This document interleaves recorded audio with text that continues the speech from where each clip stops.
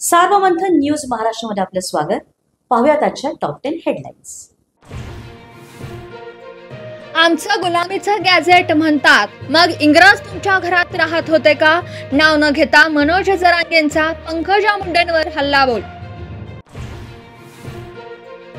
मी थोड्याच दिवसांचा पाहुणा, मराठ्यांना आरक्षण मिळाल्याचं बघायचं आहे।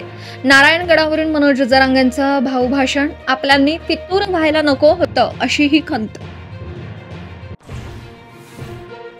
शेतकऱ्यांसाठी मनोज जरांगे यांनी सरकारकडे 4 प्रमुख मागण्या केल्या। पूर्ण कर्जमुक्ती, आत्महत्या केलेल्या शेतकऱ्यांच्या कुटुंबाला शासकीय नोकरी हमीभाव आणि शेतीला नोकरीचा दर्जा देण्याची मागणी। आजच्या युगात रक्तबीजासारखा राक्षस पुन्हा जन्मला। जातीवाद, धर्मवादाचे राक्षस संपवायचात। भगवान भक्तिगडावरून पंकजा मुंडेंची गर्जना।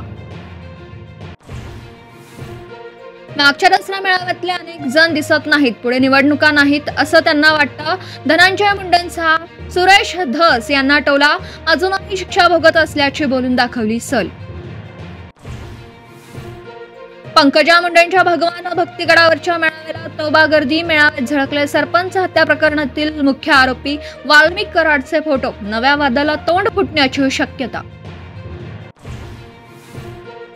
मुंबईत आज शिवसेनेच्या 2 मेळाव्यांचा सामना। उद्धव ठाकरेंचा शिवाजी पार्कवर तर एकनाथ शिंदेंचा गोरेगावातल्या नेस्को सेंटरमध्ये मेळावा। ठाकरेंच्या शिवसेनेच्या मेळाव्याला उरले अवघे काही तास, मात्र शिवाजी पार्कात अजूनही मशीन पाणी काढण्याचं काम सुरू। ठाकरेंच्या मेळाव्यावर पावसाचं सावट। मुंबईत शिवाजी पार्क बाहेर शिवतीर्थ निवासस्थानाजवळ थांबलेल्या शिवसैनिकांना शर्मिला ठाकरेंनी दिलं सोनं। मिठाई देत सर्व शिवसैनिकांना दिला दसऱ्याच्या शुभेच्छा, तर राज ठाकरेंकडून शस्त्रपूजन। देशासाठी महात्मा गांधींचं योगदान अविस्मरणीय। संघाच्या दसरा कार्यक्रमात मोहन भागवतांकडून गांधींचा उल्लेख। स्वातंत्र्यानंतर देशाची व्यवस्था कशी असावी यातही गांधींचा वाटा असल्याची प्रतिक्रिया। सार्वमंथन न्यूज महाराष्ट्राला लाईक करा, शेअर करा, सबस्क्राईब करा।